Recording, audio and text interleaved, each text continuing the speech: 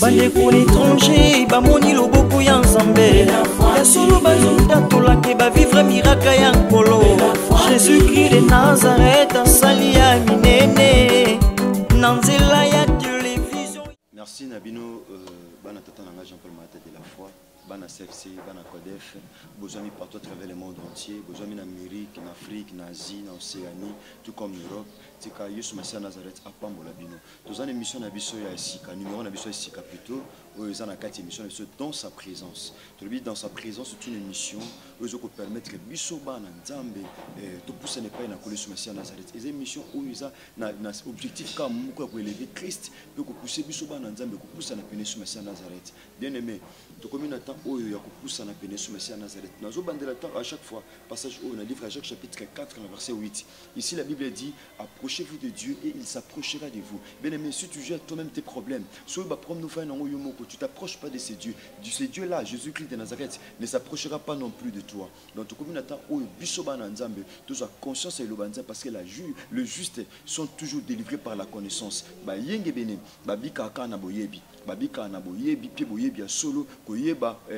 aimé, pour ça, il y a Yesu Masia Nazareth, ils allaient bon tout pour ça n'est pas né le lengue, tata news sera pour ça, il y a vraiment banane tout autour. Bien aimé, balotio les cartes partagées qui t'aimeraient très profond le sous où est bongo kolala, la carte dans sa présence.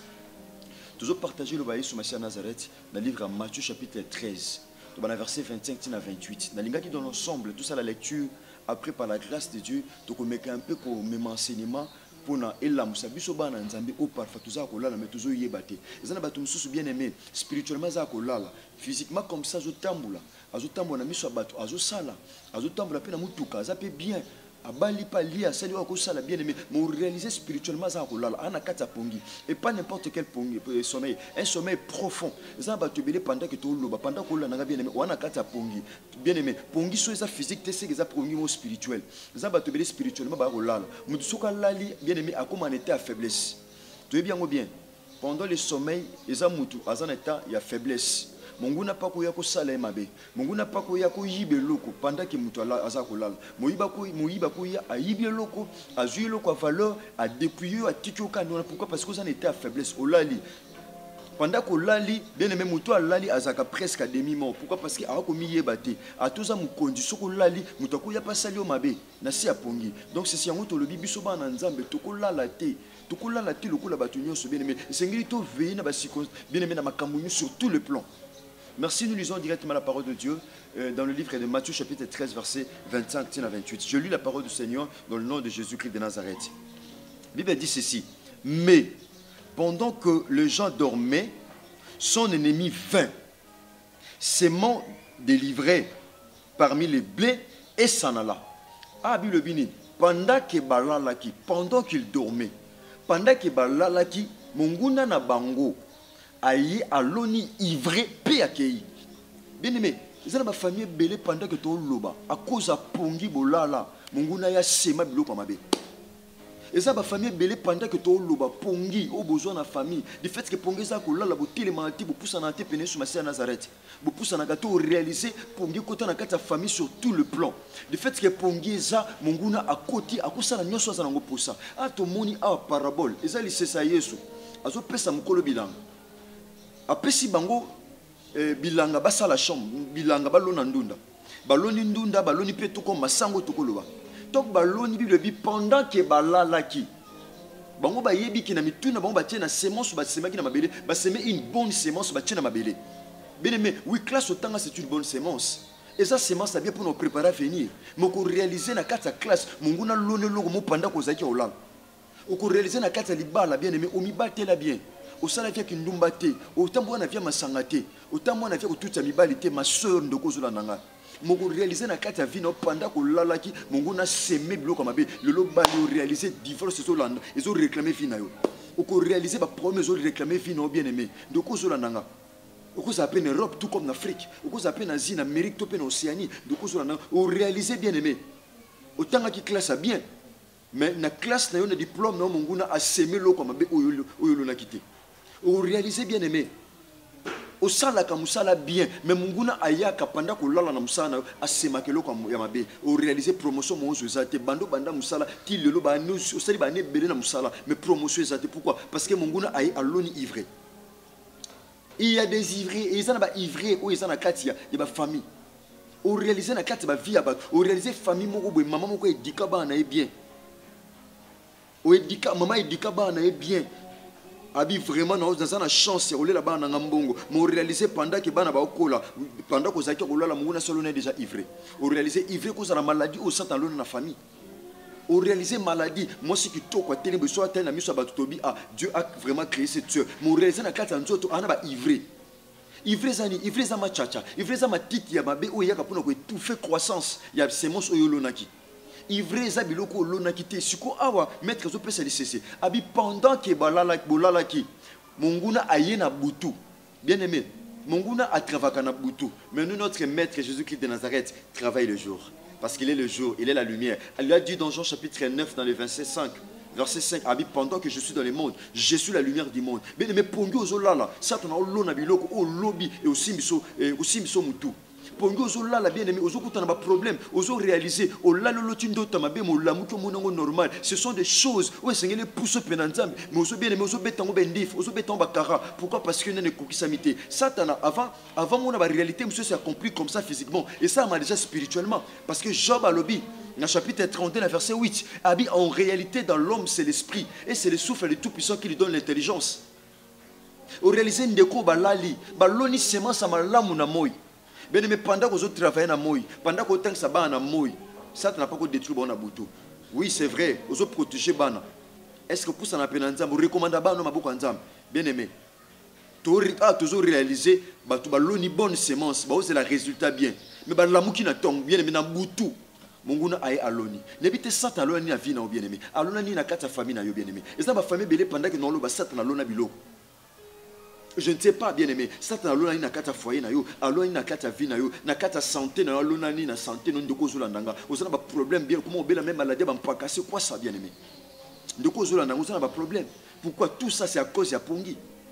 À cause à pongi, mais il faut tout simplement de t'approcher de ces dieux. Abi, approchez-vous de moi et je m'approcherai de vous. Pendant que vous la bien aimé, pendant que vous la bien aimé, vous avez retard au bien aimé, pendant que vous la bien aimé, Satan n'a pas profité à vous s'aimer échec, à vous s'aimer pauvreté, à vous s'aimer difficulté, à vous s'aimer humiliation, à vous s'aimer stérilité, à vous s'aimer chômage, à vous s'aimer pauvreté, à vous s'aimer célibat encore très prolongé. Bien aimé. Tout ça, pourquoi? Parce qu'à cause de Pongi. Donc, continuez la lecture, dans verset 6. Il le dit, lorsque l'herbe a eu poussé et donné du fruit, livré Paris aussi. Bien aimé, la révélation de la parole nous éclaire. Et le juste sont délivrés par la connaissance. Bien aimé, la révélation entraîne. La révélation amène la révolution. Bien aimé, pendant que vous avez la révélation, vous avez un problème, vous avez la révolution. Ah, tout le monde est baloni ba on va la bonne semence alors que pendant que ba la semence à malam ba tala be ivre pe boti bandi ko se poser ba question babi mais qu'est-ce qui se passe au juste mais tolona ki ivreté biso tolona ki bonne semence tolona ki masango tolona ki ndunda mais qu'est-ce que pourquoi il y a que tout soit livré na ivre na kati tout ce comprendre tout l'on a qui se masse bien ngana tanga bien na se protéger bien ndé na zabwe na vita mo na via masumuté ngani mo na mosi ndé na zabwe pourquoi maternité na ngezo simba te pourquoi na osimba bana te na longola bazemité na vinanga na tambula na via mabete mais pourquoi o ivre uti wa bien aimé eza ivre o monguna loni eza ivre o réaliser peut-être mo na ba métier mais ba métier ba biso oza bien motala siko eza ivre o satana loni eza ivré eza na bato belé pendant que non loba bien aimé ba otama na ba ivré na nzoto ba otu otama na ba ivré na musala na bango ba so ba otama na ba ivré na classe ba ivré na ba ivré na ba fiançailles musu eza na ba ivré fiançailles wana esuka kana fiançailles boza na possibilité ko bala même bala na nzate pourquoi parce que ba ivré ça na kati ezo ko empêcher bino bo bala na ou réaliser moi ça bunda na grâce à nzambe asimba peu mon infra mobali pas bunda mais bozo ko arriver te ko sangi ya ko sangi sa force pour bala na ivré ça na kati ezo ko empêcher bino Ivrer zo réclamer bino, ivrer ça na kati. Pendant que l'on l'a ivrer tu ça na kati ndunda moyo kola malamu zate. Pendant que l'on l'a ivrer tu ça na kati fiancé na yo, libala salamate. Pendant que l'on l'a ivrer te, ou ça na kati libala na yo, qui ne kozala te entre yo na mobali na yo. Pendant que l'on l'a ivrer te bien aimé, ou ça na kati santé na yo, ou réaliser santé ça kana ba problème. Ou réaliser moi moko ça va, mais moi oyo kolanda ça ne va pas. Pour toi na 4 ça va. Toi na ça va, toi na ça va un peu. Toi na ça va bien. Toi, ça va. Toi, ça va un peu. Toi, ça va bien, ça va très bien. Ce que ça va au niveau, ça va nous ça va. Quel ça va? Ça va un peu bien. Bien. Pourquoi? Parce qu'il y a des livrets dans ta santé. Dans ton corps, il y a des livrets. Nous continuons la lecture par la grâce de Dieu. Verset 27. Les serviteurs du maître, de la maison vers lui dire. Donc, à te réaliser, maître, c'est Jésus-Christ de Nazareth.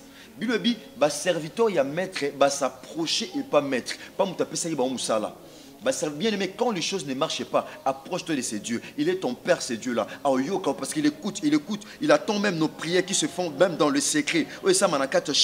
Même bien aimé, il est ton bien aimé. Longwana kata pongi de kozola nanga pardon na bondelio. Longwana pongi bien aimé. Pour te kosayote, olia komele kosayote, libale kosayote. Tu as tout intérêt de chercher la face de Dieu tel que tu es là. Aux intérêt ko luka délivrance à libota non. Ezate soke, ezana batu belé. Si vous avez un potengolo bien aimé au carbone, il n'y a pas de problème, ils ont une famille. Non, ce n'est pas ça. Ils ont un poto pendant que tu as souffrir. Pourquoi? Parce que les Simba, Bitumba, monsieur Zokata, l'océan, ils ont Afrique, ils ont l'Anda, ils ont Europe, monsieur Zot Afrique, ils ont l'Anda, ils ont Amérique, monsieur l'Anda, ils ont Asie, Océanie, Europe, un peu partout. C'est ça, bien aimé. Ah, bah, pousse ni pénamètre. Bien aimé, tant qu'on constate l'homme, ça ne va pas, il faut pousser un pénamètre. Ils ont constaté qu'il y a un problème dans sa santé. Mais ils ont consulté maître. Ils ont consulté le médecin. Ils ont consulté le médecin, ils ont consulté le médecin, le médecin, ils ont traité, ils ont soigné. Mais ils ont le biko est domaine est sur Nazareth, le biko est domaine en Zambé. Bon, bah, quoi, biko ça te, on réalise na santé no meliba qui se trop.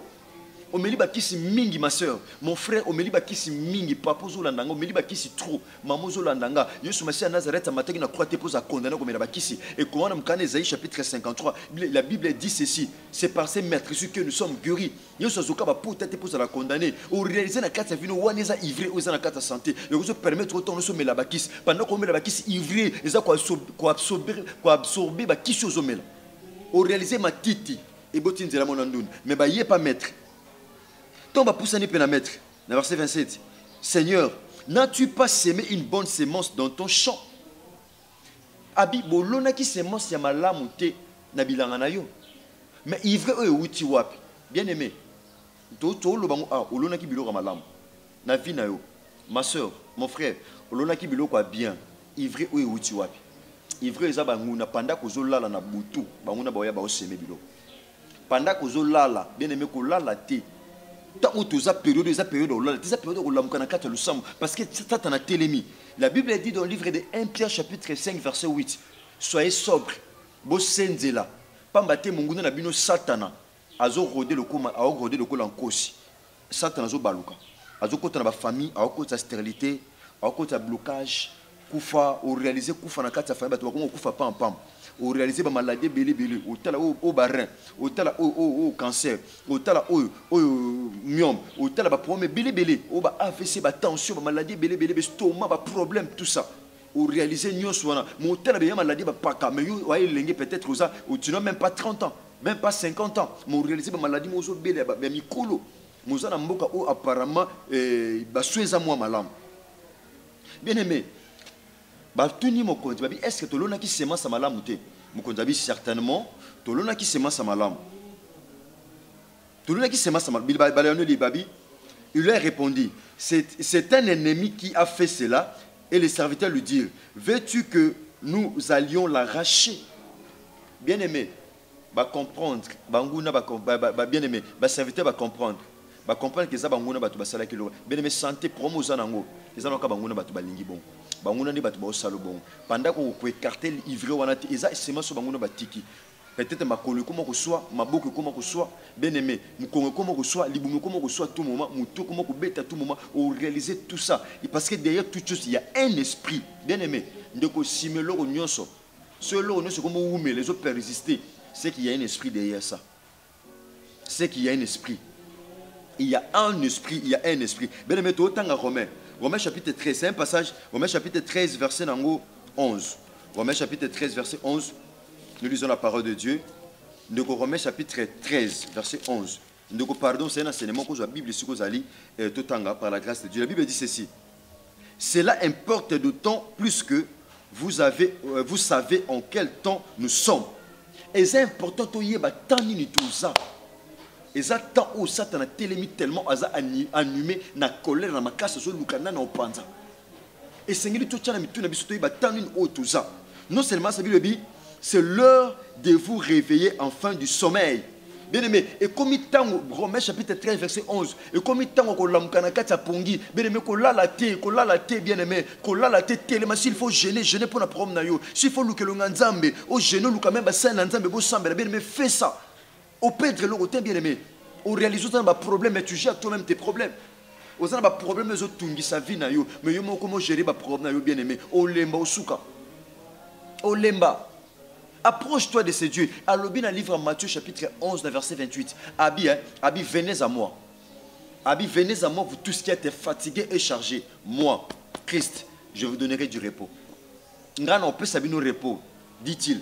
Christ a l'obiango. Abi, boye pe nanga bino nyo so ba problème, bona mikumba, bona charge, bien aimé. Pour moi, c'est une charge. Ivran nous allons une charge. Yao tigilango Yesu, tigilango Yesu, nzamba de la foi. Tikilango Yesu Masia Nazareth, nzambo de la facela, tatana biso.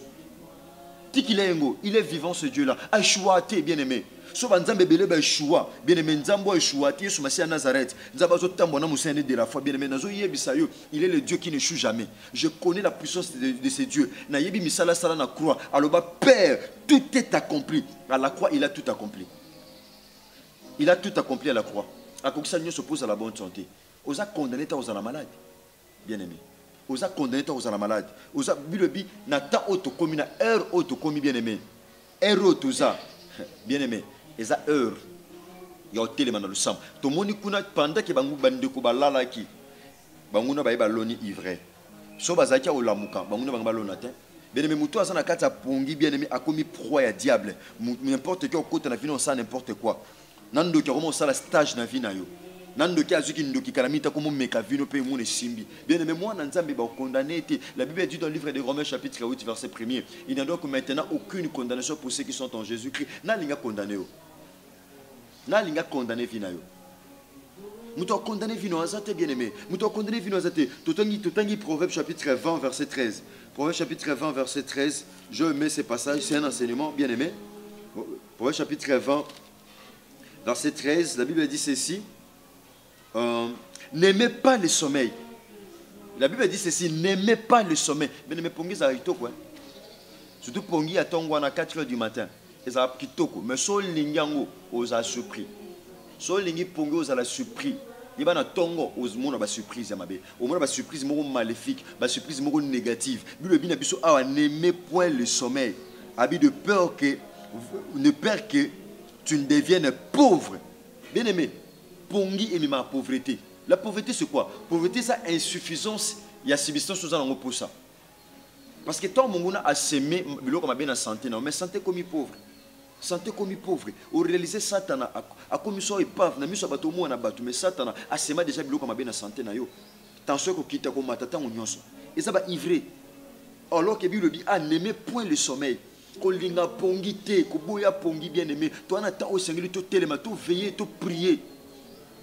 To veiller, to prier, comme il t'en a veiller, et ça sous temps où tu es bien aimé, que là bas pongier belé, pendant que tu là là tu comprends bien aimé, bangouna bazo lo na biloko, et biloko ba lo na bien aimé, mais na sepeli bien aimé, le même Dieu là, ataba lonelo na famille, ataba lonelo na vie nao, il a dit ceci dans le livre de Matthieu chapitre 15, na verset 13, de kozolo nanga mona tata nanga, mona CFC mona kodef ozolo nanga, bandoko de la foi TV, Matthieu chapitre nango 15 verset 13, Bible dit ceci.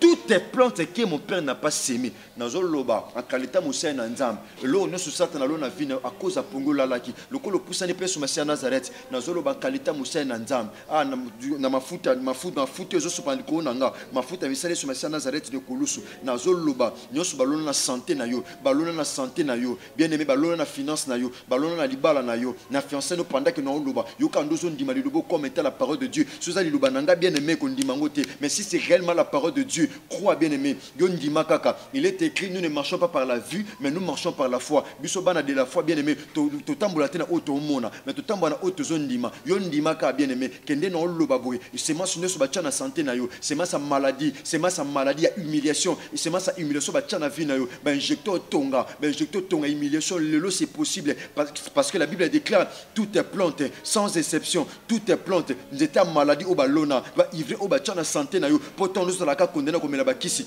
nous sommes condamnés au vino azate. Il n'y a donc maintenant aucune condamnation pour ceux qui sont en Jésus-Christ de Nazareth. Nous sommes condamnés vino azate, nous sommes condamnés à blocage azate, nous sommes condamnés à coufa azate. Ah David a le non, je ne mourrai pas, je vivrai et je raconterai les œuvres de l'Éternel. Nous sommes ma coquille, il y a quoi arracher même ceux qui mourront moutou na azate bien aimé. Je suis ma mataki na croité pour le là, mataki na croité pour vivre la vie à condamnation à maladie. Alors alinga simba le boko, il suffit tout simplement pour ça, il t'étend la main.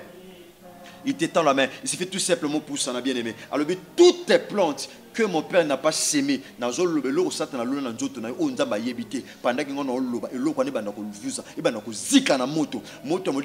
la Bible déclare dans le livre de Lévitique chapitre 6, verset 6, que le feu brûlera constamment sur l'autel.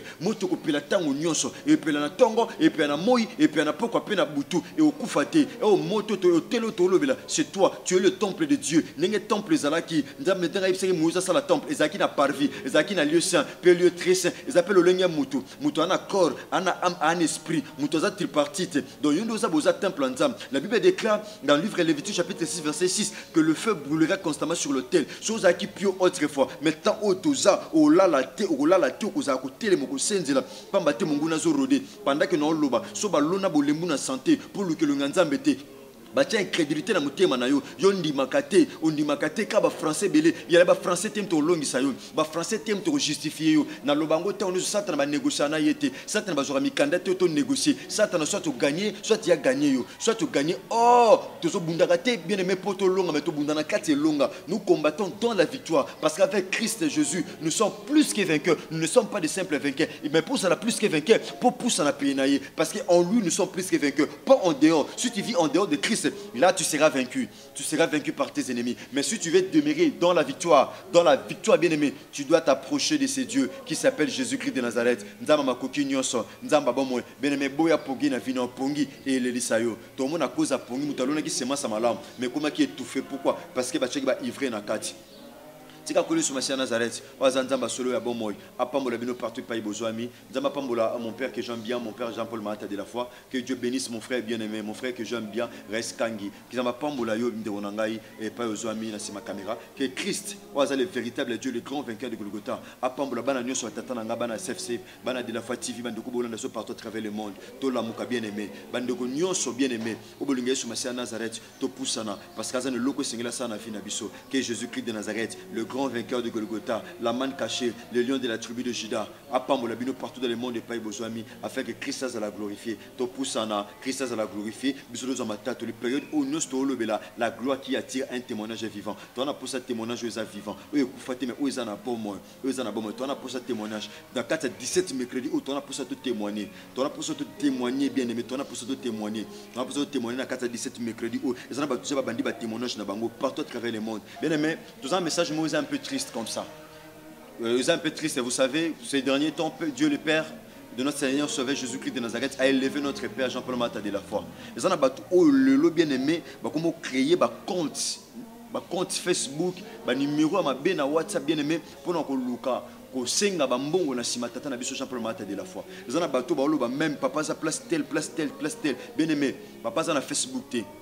aza na Facebook te pendant que to loba na Facebook te ezana ba tu belé ba osala ba n'importe quoi na combat tata yango mwana de la fatigue ozolanda bien aimé so ndeko mwati lo demande na mi ba koma CFC ya numéro à perte les numéro à perte ils a continué parce que c'est des neto sur Facebook te sur bato lengwa ba osenga ba mbongo tout et tout bien aimé les osa penza malon makasiti yango mwana de la fatigue zala mayele zala penza éveillé zala éveillé za groupe ya bato mo basangani pona ko luka ka ko lia na sima musana nzambe na ndinga mabe pona ko bebisa réputation musana nzambe alors que réputation ezaka prité bien aimé tika kolo sur masana c'est pendant que dans lobby la compagnie que bino bande ko de la fatigue bande ko balandi ya de la fatigue bana CFC ne bike boyoka malamu pe papa mbate mwana mayele alobaka lolenge tatana alobaka tika kolo sur masana Nazareth apambola bino tokotani na prochain numéro que Jésus Christ de Nazareth vous bénisse. Merci.